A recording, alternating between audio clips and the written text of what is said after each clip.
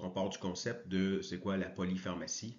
Donc, polypharmacie, en bref, c'est pas un concept qui est clair, mais somme toute, les grandes lignes, ce que ça veut dire, c'est une consommation de 5 à 10 médicaments qui va servir pour un patient. Ce qu'il faut qu'on comprenne, je pense que aussi, c'est que euh, l'usage de multiples médicaments augmente d'année en année. Et principalement chez les 65 ans et plus, là, donc on a vraiment une proportion là, qui augmente en pourcentage là, avec les études qui montrent que de plus en plus de patients utilisent minimalement 10 médicaments par année. Ce qui amène dans le fond certaines complications dues à l'interaction de ces médicaments-là ou si c'est nouvellement utilisé. Ce qu'il faut qu'on comprenne aussi, c'est qu'il y a plusieurs facteurs qui vont influencer la polypharmacie. L'absorption, l'âge du patient, la distribution du médicament, toujours en fonction de l'âge du patient, le métabolisme hépatique, puis rénal aussi, là, pour l'élimination des médicaments. Donc, si on prend ces quatre concepts-là et il y a une problématique en lien avec la distribution ou avec l'absorption ou avec le métabolisme au niveau du foie ou des reins, ben ça peut automatiquement amener des conséquences chez notre patient. On se dit qu'environ plus de 30% là, des consultations à l'urgence qui sont liées avec la pharmacologie. Donc, ça fait quand même beaucoup de cas d'urgence qui sont liés avec ça. Et au niveau préhoce, on parle quasiment un tiers de nos appels, là, fort probable, qui pourraient être justement liés à la médication. Si on regarde aussi pharmacodynamie, des vieux concepts, donc je trouve ça pertinent de ramener c'est quoi le principe de la pharmacodynamie, la pharmacocinétique, en incluant la polypharmacie. Donc, la pharmacodynamique, dans le fond, c'est l'action du médicament sur l'organisme du corps humain. Donc, quand on parle d'action, on parle d'effets thérapeutiques. Ça peut être diminuer la tension artérielle, soulager la douleur, peu importe c'est quoi. Les effets secondaires. Donc, l'action du médicament amène toujours un effet secondaire quelconque. Ça se peut que le patient ne l'ait pas, mais ça se peut qu'il l'ait. Le lieu où ce que le médicament doit agir et comment que le médicament aussi agit sur l'organisme comme tel. Donc, ça implique tous ces facteurs-là. Aussi, ce qui peut venir modifier les facteurs, évidemment, c'est l'âge du patient, son bagage génétique, la façon qu'il interagit avec la médication. Donc, ça aussi, ça vient vraiment affecter la pharmacodynamique. On regarde au niveau de la pharmacocinétique. Donc, la pharmacocinétique, elle, ce que ça veut dire, c'est l'action de l'organisme sur le médicament qui va se référer au devenir du médicament depuis son entrée jusqu'à la sortie de l'organisme. Donc, quand le patient le prend, exemple, par la bouche, jusqu'à temps qu'il soit éliminé par le système, exemple, rénal par l'urine, ben ça comporte l'absorption, la biodisponibilité, la distribution dans le corps, le métabolisme, puis l'excrétion. Donc, le médicament doit être, parfois il est modifié, doit être aussi traité pour être excrété. Donc, ça fait partie de la forme de la pharmacocinétique, donc c'est le déplacement du médicament dans le corps humain. Donc, en mettant la pharmacocinétique, ça indique aussi la durée, le temps, l'intensité de ses effets. Donc, vous avez déjà entendu là, la demi-vie du médicament, bon, tout ce genre de termes-là, ben, c'est vraiment en lien avec la pharmacocinétique. On sait que tous les médicaments ont une durée d'action dans le corps humain. C'est d'ailleurs pourquoi que les patients les reprennent à tous les jours, ou 2 fois par jour, ou 3 jours, ou 1 fois par semaine, tout dépendant du type de médicament et comment que sa cinétique va travailler dans le corps humain. Ce qui nous amène à parler du délirium. Donc, le délirium, c'est une perturbation qui est grave, soudaine de la pensée, qui peut être causée par des changements dans la capacité de la personne à rester alerte, d'utiliser sa mémoire, d'être orientée dans le temps, l'espace, de parler ou de raisonner clairement. Bref, la meilleure personne pour pouvoir nous indiquer que ce patient-là n'est pas dans son état normal, souvent, c'est les tierces autour qui passent leur temps avec eux, un proche aidant, le conjoint, la conjointe, les enfants. Ils vont pas nous indiquer, dans le fond, que le patient n'est pas comme d'habitude. Et c'est là qu'on doit aller chercher à essayer de comprendre, pas comme d'habitude, c'est dans quelle sphère que le patient est comme ça. Donc, c'est un état qui est confusionnel, c'est un syndrome qui est organique, bien souvent, et puis qui peut être en phase aiguë, puis c'est transitoire et réversible habituellement. Donc, tu sais, c'est pas l'Alzheimer qui vient de s'installer. Donc, c'est un épisode rattaché à quelque chose qui fait que là, il est en délirium, mon patient. Évidemment, c'est plus fréquent chez les personnes âgées. Les causes fréquentes, infections, vessie, poumons, des chirurgies, des conditions médicales, des douleurs qui ne sont pas traitées, prise de certains médicaments ou modification ou augmentation des doses, interruption de certains médicaments d'un coup sec. Si on parle, exemple, par antidouleur, somnifère, des trucs comme ça, sevrage, entre autres. Sevrage d'alcool, si le patient est un consommateur, mauvaise alimentation, déshydratation, manque de sommeil, même aussi le fait que le patient n'ait pas ses prothèses, par exemple, auditives, ses lunettes, pourrait l'amener dans un état à développer un délirium, et la médication. Donc, ce que Laurent nous a mentionné, donc c'est le test CAM pour l'algorithme, dans le fond, pour essayer de comprendre c'est quoi qui se passe sur notre patient pour pouvoir déceler un délirium, par exemple. Donc, le Confusion Assessment Method, donc le CAM et non la CAM. Donc, il y a des critères. Et puis, techniquement, je veux dire, il faut avoir validé tous les signes et symptômes, les signes vitaux, faire les examens, exemple secondaires, spécifiques aussi. Et dans l'optique que c'est rien de ça, c'est pas une hypoglycémie, c'est pas une hypertension qui fait qu'il y a un état léthargique aujourd'hui. Bon, tout ce genre d'informations-là, c'est tous les signes cliniques qu'on va voir, c'est pas ça, c'est pas une infection, des trucs comme ça. On va aller valider avec l'algorithme, puis on va regarder des critères en posant une question. Donc, le critère 1, dans le fond, début soudain, fluctuation des symptômes. Bien, souvent, c'est comme on l'expliquait, c'est un membre de la famille, une infirmière, une préposée qui va répondre à la question en règle générale, qui va pouvoir mentionner. Il y a évidence de changement soudain de l'état mental du patient, de son état habituel. Donc, il n'est pas comme d'habitude. Il y a un comportement qui est anormal, qui va fluctuer durant la journée. Il a tendance à être absent ou d'être diminué en intensité. Critère 2, donc l'inattention. Bien, le patient a de la difficulté à se concentrer, à focaliser sur quelque chose, facilement distrait, de la difficulté à retenir ce qu'on va lui dire, il oublie tout. Critère 3, désorganisation de la pensée. Donc, lorsque le patient est désorganisé, il est incohérent, et puis capable de faire ces choses de la vie quotidienne. Là, les conversations, ça ne fait pas de sens, c'est vague, c'est illogique, bon, ainsi de suite. Donc, ça fait partie de la désorganisation de la pensée. Et altération de l'état de conscience, mais mon patient, il peut être soit super alerte ou, à l'inverse, somnolent. Donc, léthargie, somnolence, difficile à réveiller ou super high, super agité. Donc, si on regarde dans le fond, dans le bas, ça nous indique que le diagnostic d'état confusionnel, dans le fond ici, ben, requiert la présence des critères 1, 2 et 3 ou 4. C'est 1, 2, puis on a 3 ou 4 qu'on doit avoir pour pouvoir émettre, dans le fond, la possibilité de délirium. Ceci dit, c'est pas une certitude, mais c'est la possibilité de délirium. Rendu là, il ne faut pas oublier de chercher, dans le fond, à comprendre en lien avec la pharmacocinétique, la pharmacodynamique, puis la polypharmacie, si c'est ça la cause, et ou autre chose dans l'entourage, dans l'environnement du patient. On regarde de façon plus détaillée, dans le fond, encore dans la même chose, dans le questionnaire, bien, on a le début soudain. Est-ce que l'inattention, vous pourrez le lire, là, je vais laisser des feuilles à votre disposition, la désorganisation de la pensée, donc il y a vraiment plus de détails sur chaque étape, l'altération de l'état de conscience, la désorientation, le trouble mnésique, l'anomalie de la perception, agitation psychomotrice, retard psychomoteur, perturbation du rythme de veille et sommeil.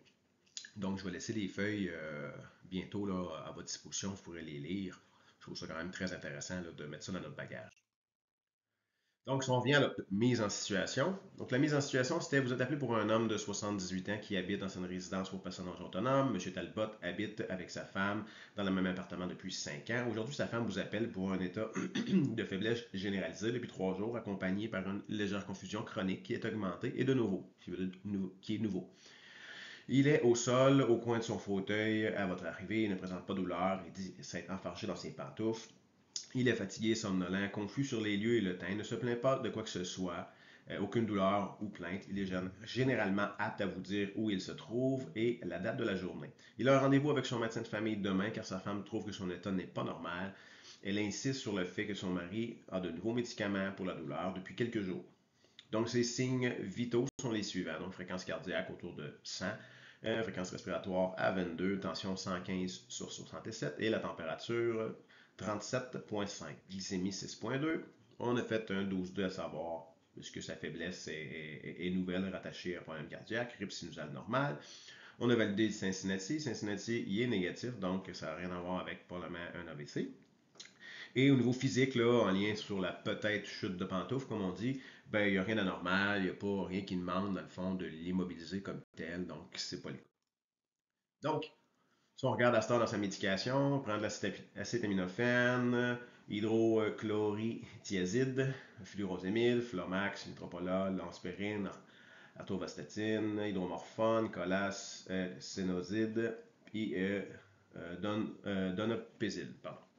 Donc, ça, c'est sa médication qu'il prend avec les dosages, le nombre de fois par jour. Donc, l'objectif, c'est, si on regarde au niveau pharmacodynamique, ben, si on fait un exemple simple, OK, qu'on pourrait identifier, OK, est-ce que mon patient est en délirium, par exemple. On regarde l'ortovastatine, j'ai fait une petite chaîne de suivi comme tel qui est assez simple. Ben, c'est en prévention pour son problème cardiaque qu'on anticipe, donc ça diminue le taux de cholestérol dans le sang. Beaucoup de patients vont prendre ce genre de médicaments-là pour diminuer le cholestérol. Par contre, un des effets secondaires, dans ce cas-ci, exemple, c'est de générer des douleurs musculaires, douleurs articulaires. Donc, M. Talbot, par exemple, si on met une hypothèse, que depuis qu'il prend ce médicament-là, il y a des douleurs articulaires et musculaires. Donc, on lui a prescrit du hydromorphone, du dilodide, pour diminuer sa douleur. Par contre, un des effets secondaires du dilodide, c'est de créer des constipations. Donc, par le fait même, il y a eu le colas et le sénoside, qui sont des émollients fécaux, pour l'aider, dans le fond, à aller à la selle, puis contrer l'effet secondaire de l'autre médicament. Donc, voici une chaîne simple de pharmacodynamique, dans le fond, là, comment un médicament s'enchaîne dans l'autre pour essayer de mieux travailler la cascade, dans le fond, et l'état de mon patient. Si on va dans un contexte plus clinique, plus compliqué, peut-être un petit peu, ça nous demande de connaître un peu les médicaments ou du moins de faire des petites recherches. Donc, mon patient, on peut regarder, dans le fond, des médicaments qui pourraient peut-être générer une hypotension, par exemple. Donc, l'hydrochlorothiazide puis le furosémide, qui sont des diurétiques, dans le fond, qui servent à réduire le volume intravasculaire. Donc, eux autres, c'est d'augmenter la diurèse, donc de l'élimination en réabsorbant le sodium. Donc, mon patient va plus éliminer, va aller plus souvent uriner. Par ce fait même, ça diminue mon volume, ce qui fait diminuer ma tension artérielle, qui est une bonne chose si mon patient faisait exemple de la haute pression ou si est insuffisant cardiaque, par exemple. Mon patient prend du métropolol. Mon métropolol, ben, dans le fond, un antihypertenseur aussi, donc dans la classe des bêta-bloquants, donc on est rendu ici. Donc, ça vient ralentir, dans le fond, la force de contraction du cœur, puis ça vient, dans le fond, diminuer aussi la tension artérielle, encore une fois. Donc, ce trois combinés-là vient travailler vraiment sur diminuer la pression artérielle. Dans ce cas-ci, j'ai mon patient qui prend du Flomax, qui est pour l'hypertrophie de la prostate. Et un des effets aussi, lui-ci, c'est dans le fond, d'aller travailler sur la relaxation des muscles lisses de la prostate, la vessie. Mais aussi, ça peut créer une vasodilatation au niveau périphérique. Puis, même aussi, peut générer une petite hypotension. Donc, si on continue encore, donc une autre cascade, si je viens prendre mon dilodide, puis l'autre médicament aussi sont des médicaments qui ont pour effet secondaire de réduire la tension artérielle. Donc, vous voyez que tout le combiné nous amène possiblement à des risques d'hypotension chez mon patient. Dans ce cas-ci, exemple, mon patient a une tension à 115, donc il n'est pas hypotendu, donc ce qui est correct. Donc, c'est juste à considérer. Voici dans le fond un exemple de cascade.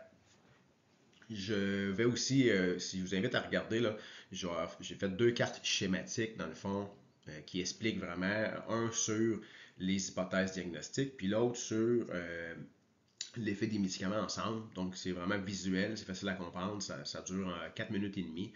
Donc, je vous invite à regarder ça pour vous aider peut-être à comprendre, dans le fond, les effets des cascades de médicaments. Ici, on y était de façon très, très, très simple, juste pour vous montrer quoi. Donc, si je reviens à mon patient, à mon cas clinique, Donc, on fait un examen, dans le fond, le but, c'est de faire des recherches pour essayer de comprendre qu'est-ce qui se passe, pour établir des diagnostics. Dans la vidéo qu'on avait faite précédemment sur les diagnostics possibles, ben, c'est en faisant des recherches qu'on vient d'identifier nos diagnostics qui sont possibles pour pouvoir aller cibler un peu plus nos traitements puis de comprendre ce qui se passe. Ou du moins d'aligner des traitements au niveau du patient comme tel, parce que on a vraiment une importance capitale, dans le fond, sur la première ligne qui va chercher vraiment beaucoup d'informations. Donc, dans ce cas-ci, je pourrais dire, OK, mes signes vitaux ben, sont dans les limites correctes. Mon pouls est un petit peu rapide, ma pression artérielle elle se maintient correcte. Par contre, mon patient il est sur le métropolol, donc qui vient ralentir la fréquence cardiaque. Puis malgré tout, j'ai une fréquence à 100, donc il se passe peut-être quelque chose là, donc c'est un questionnement. Ma température était à 37,5, donc 37,5, si mon patient prend de l'acétaminophène tous les jours, est-ce que ça se peut que ça vienne cacher une température qui est encore plus haute que ça? Donc, c'est une possibilité. Donc, c'est à considérer que ça se peut que mon patient chauffe. Peut-être investir davantage les urines, les poumons, sculpter, valider tout ça. Parce que mon patient, dans le fond, il y a une infection qui est cachée un peu avec son acétaminophène qu'on ne décèle pas bien. Dans le fond, ça chauffe. Là. Dans le questionnaire que Laurent a monté, on parlait de faire un test orthostatique ou un test de délirium. Donc, on a vu le test de délirium. Dans ce cas-ci, on peut regarder maintenant un test orthostatique, voir est-ce que mon patient, je peux le laisser là ou il y a un danger. Okay? Dans l'optique qu'il pourrait retomber à terre puis il fait, exemple, des lipothymies à répétition, donc ça serait dangereux puis ça vaut vraiment la peine d'investiguer. Donc, c'est un outil de plus dans notre coffre. Donc, comment faire le test d'hypotension orthostatique? Je fais un bref retour là-dessus. Donc, c'est le test de Chalon qui est disponible sur Internet si vous voulez fouiller. Il n'est pas toujours appliqué de la même façon partout, mais ceci dit, le concept est le même. Donc, c'est une prise de pression. C'est mon patient qui est couché.